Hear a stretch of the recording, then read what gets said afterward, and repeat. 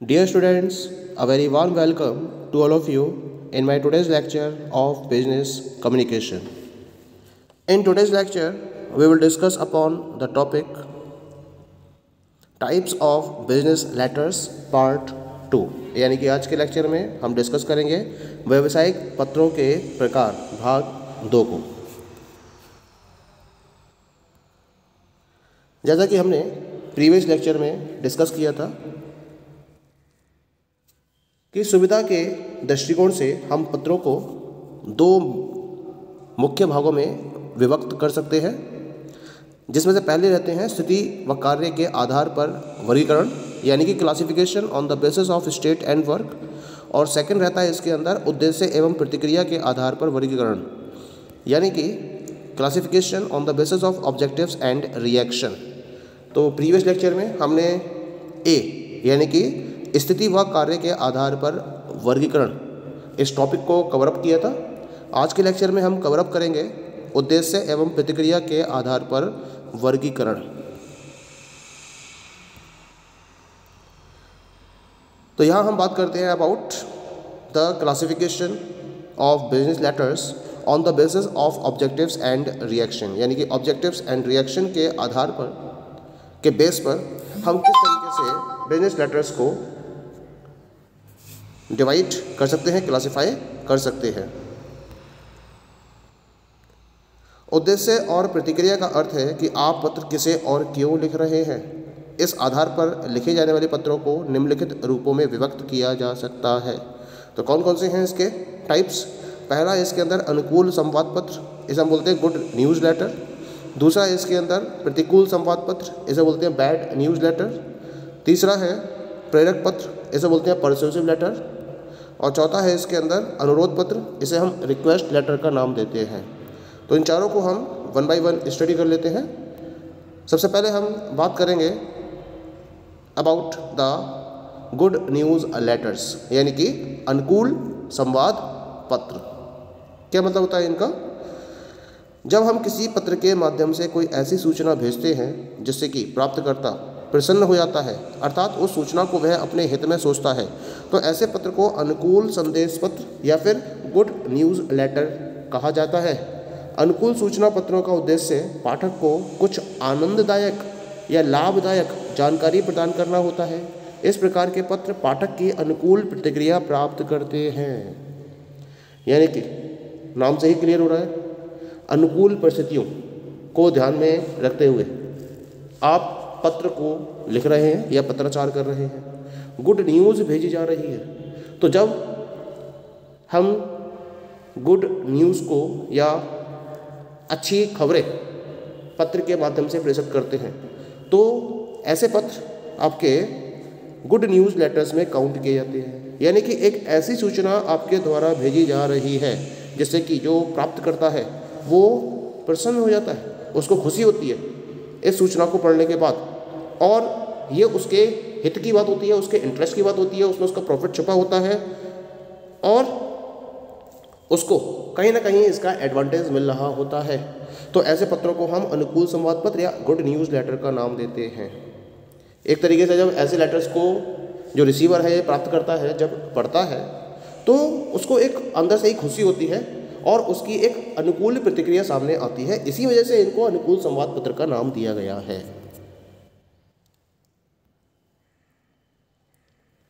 अनुकूल संवाद पत्रों में हम मुख्यतः निम्नलिखित पत्रों को सम्मिलित करते हैं। कौन कौन से वो अनुकूल संवाद पत्र हैं? सबसे पहला है इसके अंदर आदेश की स्वीकृति की सूचना देना। दूसरा है इसके अंदर उधार की स्वीकृति की सूचना देना। तीसरा रहता है प्रशंसा पत्र। चौथा रहता है नौकरी पर रखने के स्वीकृति पत्र। पांचवा है इसमें नवीन लाभदायक सूचना संबंधी पत्र। और छठा है सद्भावना संदेश तथा बधाई पत्र इत्यादि हो सकते हैं इसमें ना। सबसे पहले की बात करते हैं आदेश की स्वीकृति की सूचना देना।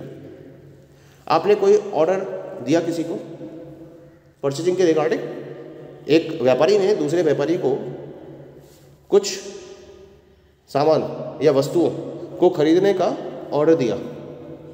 उसका ऑर्डर जब पास हो जाता है, स्वीकार कर लिया जाता है दूसरी पार्टी के द्वारा, तो उसके रिगार्डिंग जो लेटर लिखा जाता है उसे हम अनुकूल संवाद पत्र में काउंट करेंगे, क्योंकि उसके लिए एक अच्छी खबर है कि उसने ऑर्डर लगाया और उसका ऑर्डर पास हो गया, तो ये एक अच्छी खबर हो गई। इसी वजह से इसको हम अनुकूल संवाद पत्र में सम्मिलित करते हैं। दूसरा होता है उधार की स्वीकृति की सूचना देना। मान लीजिए कि आपने किसी भी प्राइवेट इंस्टीट्यूशन में या किसी बैंक में लोन के लिए अप्लाई किया हुआ है, ठीक है। अब आपका लोन एक्सेप्ट हो जाता है, स्वीकार कर लिया जाता है बैंक के द्वारा।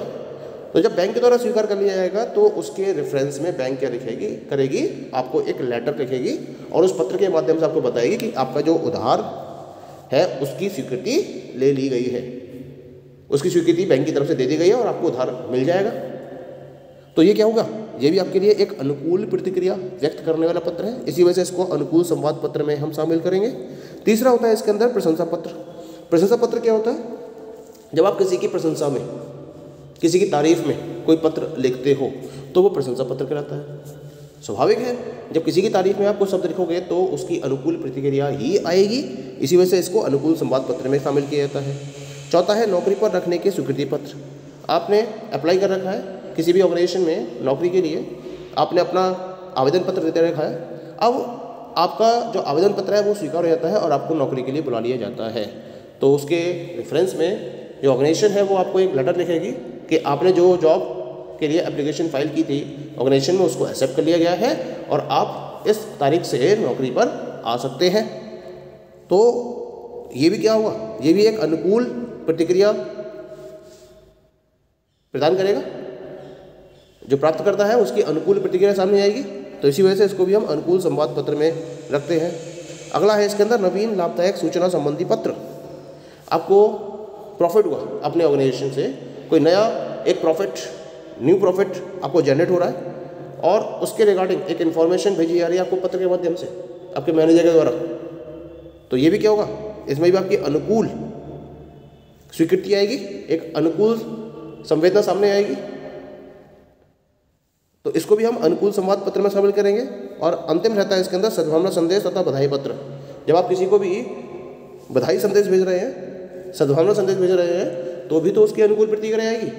इसी वजह से इसको भी हम अनुकूल संवाद पत्र में शामिल करते हैं। क्लियर? चलिए आगे बात करते हैं हम। अब इसी में दूसरा टाइप आता है, इसे हम बोलते हैं प्रतिकूल सूचना या प्रतिकूल संवाद पत्र, यानी कि bad news letter. Good news letter थे तो उसके अंदर गुड न्यूज़ आ रही थी, बैड न्यूज़ लेटर्स हैं तो उसके अंदर बैड न्यूज़ आएगी। इसका अर्थ क्या होता है, एक प्रतिकूल संवाद पत्र वह पत्र है जिसमें संवाद प्राप्तकर्ता को प्रतिकूल सूचना इस प्रकार से दी जाती है कि उसकी सद्भावना बनी रहे। एक प्रतिकूल संवाद पत्र को लिखना बहुत कठिन होता है क्योंकि इसमें निराश करने वाले संदेश के साथ साथ प्राप्तकर्ता की सद्भावना भी बनाए रखनी पड़ती है और साथ ही यह प्रयास भी करना पड़ता है कि वह क्रोधित ना हो। यद्यपि इस पत्र में प्रेषित संदेश निराशाजनक व अप्रसन्न करने वाले होते हैं, परंतु इन पत्रों की विशेषता यह होती है कि पत्र के प्रारंभ में कम से कम शब्दों में तटस्थ सूचना प्रेषित कर अंत में नकारात्मक संदेश की प्रस्तुति की जाती है। ये होते हैं आपके प्रतिकूल सूचना या प्रतिकूल संवाद पत्र। यानी कि इसमें जो आपके पास संदेश आता है वो निराशाजनक होता है और अप्रसन्न करने वाला होता है, तभी तो बैड न्यूज़ लेटर का नाम दे रहे हैं इसको। यानी कि इसमें बुरी खबरें आपके पास आती है और उन बुरी खबरों को आपको जब प्राप्त करना होता है तो प्राप्त करते ही आपका जो व्यवहार होगा वो कैसा होगा, वो प्रतिकूल व्यवहार होगा। इसी वजह से इसको प्रतिकूल संवाद पत्र का नाम दिया गया है। लेकिन क्या होता है कि जब हम एक प्रतिकूल संवाद पत्र लिखते हैं तो उसको इस तरीके से लिखा जाना चाहिए जिससे कि एक सद्भावना उसके अंदर बनी रहे। बहुत टिपिकल होता है जब आप एक प्रतिकूल सूचना पत्र लिखते हो, क्योंकि एक तो इसमें निराश करने वाला संदेश होता है और उसके साथ साथ आपको ये भी ध्यान रखना है कि जो सामने वाला है वो बहुत ज़्यादा निराश ना होने पाए। संदेश निराश करने वाला है तो निराश तो हो बंदा, लेकिन भाषा इस तरह से हो जिससे कि सामने वाला कम से कम निराश हो, उसे बहुत ज़्यादा निराशा ना हो, ये भी आपको ध्यान रखना है।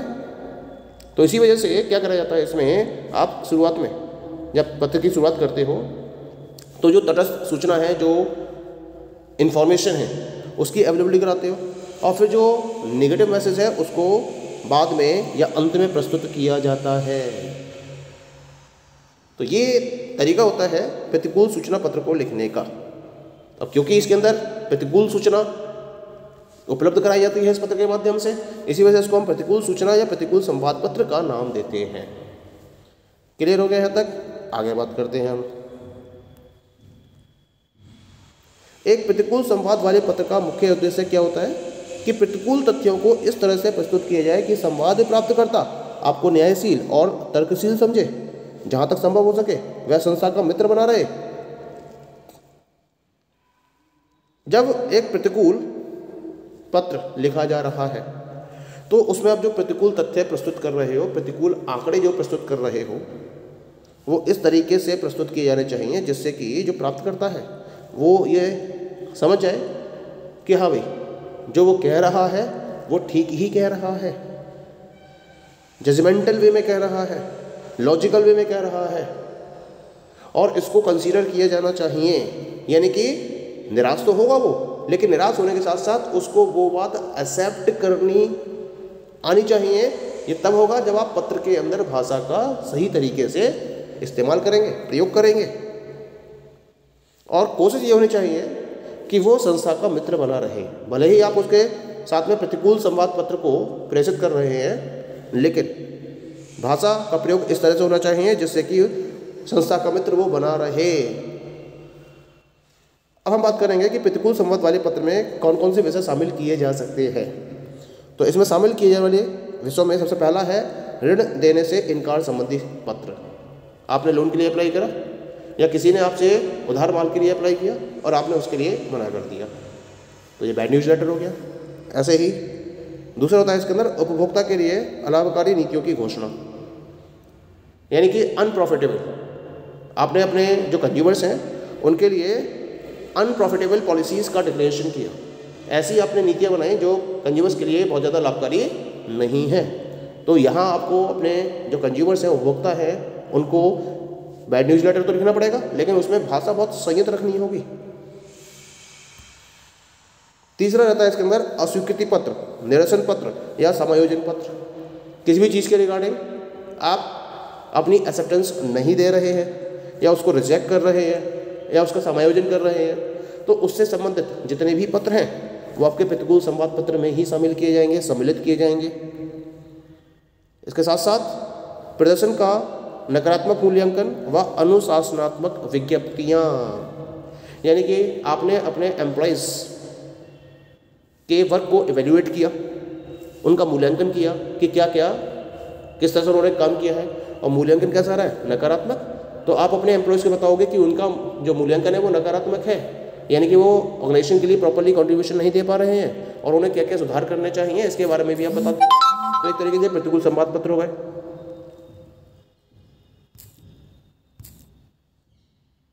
ठीक है, इसके बाद हम बात करते हैं नेक्स्ट, माल वापसी या उसमें त्रुटि की सूचना। आपने किसी से गुड्स परचेज करे, अब क्या हुआ कि उसमें कुछ फॉल्ट आ गए, तो क्या करा, आपने उसको वापस कर दिया, या उसके अंदर कोई दिक्कत आई उसके बारे में आपने इन्फॉर्मेशन भेजी, तो उसके रिगार्डिंग जो भी आपकी तरफ से पत्र लिखे जाएंगे वो आपके प्रतिकूल संवाद पत्र में शामिल किए जाएंगे।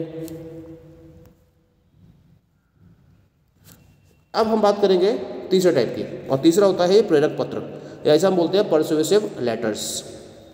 क्या होते हैं परसुएसिव लेटर्स? जिन्हें पढ़कर व्यक्ति आपकी बात मानने के लिए तैयार हो जाता है, उसे प्रेरक पत्र का नाम दिया जाता है। ऐसे पत्रों के द्वारा पाठक की रुचि जागृत करने का प्रयास किया जाता है तथा उनको अपनी तरफ आकर्षित किया जाता है। यानी कि जब आप कंज्यूमर्स को अपनी तरफ अट्रैक्ट करना चाहते हो और चाहते हो कि वो आपकी बात मानने के लिए तैयार हो जाए, मतलब जो पत्र का प्राप्त करता है, आप चाहते हो कि वो आपकी बात मानने के लिए तैयार हो जाए और उसको आप अपनी तरफ आकर्षित करना चाहते हो, तो इसके लिए आप परसुएसिव या फिर प्रेरक पत्रों को लिखते हो। प्रेरित करने वाले पत्रों का संदेश सामान्यतः तर्कपूर्ण, विश्वास दिलाने वाला तथा आधिकारिक तथ्यों पर आधारित होता है। अगर प्रेजेंट सिनेरियो की बात करी जाए तो प्रेरक संचार पत्रों का प्रयोग व्यापार और विज्ञापन के क्षेत्र में उत्पादों को बेचने या कंपनी की ख्याति को बढ़ाने के लिए किया जा रहा है, और प्रेरक संचार के द्वारा हम अक्सर कार्य कराने का प्रयास करते हैं। जितने भी परसुएसिव लेटर्स होते हैं उनका मेन पर्पस क्या होता है? कंज्यूमर्स को अपनी तरफ अट्रैक्ट करना, जिससे कि आप अपने बिजनेस को लगातार आगे बढ़ा सकें, और जो एम्प्लॉयज़ आपके यहाँ काम कर रहे हैं उनको प्रॉपर्ली मोटिवेट करना, उनको परसुएट करना, जिससे कि वो ज़्यादा से ज़्यादा एफिशिएंसी के साथ में अपनी वर्किंग को फॉलो कर सकें। इस पर्पस को कंप्लीट करने के लिए परसुएसिव लेटर्स को लिखा जाता है। अब हम बात करेंगे इसके बारे में। प्रेरक संचार को प्रभावशाली बनाने के लिए अनुनयकर्ता भलाई बुराई, स्वास्थ्य अस्वास्थ्य जैसे मूल्यों का भी सहारा लेता है। इनके अंतर्गत आदेश व प्रार्थना पत्र, बिक्री पत्र, वसूली पत्र, प्रस्ताव व सुझाव पत्र, नौकरी के लिए आवेदन पत्र आदि आते हैं, और इन पत्रों के माध्यम से किसी भी प्रकार के विरोध को समाप्त कर कार्य या विश्वास को परिवर्तित करने का प्रयास किया जाता है। ये इन पत्रों की खास बात होती है। Now we come to the last point and this is the request letters, या इनको हम अनुरोध पत्र का भी नाम देते हैं। क्या होती है ये? ऐसे पत्र जो किसी वस्तु या सेवा के संबंध में जानकारी प्राप्त करने, वस्तु या सेवा की पूर्ति अथवा किसी विशिष्ट क्रिया को जानने के लिए लिखे जाते हैं, उन्हें अनुरोध पत्र कहते हैं। इस प्रकार के पत्रों को लिखते समय स्नेह व मैत्रीपूर्ण शैली का प्रयोग करना चाहिए। इन पत्रों के अंतर्गत किसी उत्पाद के संबंध में पूछताछ संबंधी पत्र, दैनिक क्रिया की जानकारी संबंधी पत्र, ग्राहकों या अन्य लोगों से निवेदन पत्र आदि शामिल किए जाते हैं। यानी कि आप किसी भी वस्तु या सेवा के संबंध में कोई भी जानकारी प्राप्त करना चाहते हो तो उसके लिए एक रिक्वेस्ट लेटर आपकी तरफ से लिखा जाता है। ऑब्वियस है, आपको जानकारी चाहिए, तो अगर जानकारी प्राप्त करना चाहते हो तो उसके लिए आपकी जो भाषा होनी चाहिए वो बहुत स्नेहपूर्ण और बहुत मैत्रीपूर्ण होनी चाहिए। ठीक है, तो ये क्या कहलाते हैं आपके? ये कहलाते हैं आपके अनुरोध पत्र, या फिर इन्हें हम रिक्वेस्ट लेटर का नाम देते हैं। Okay, so these are the different types of business letters. Thank you.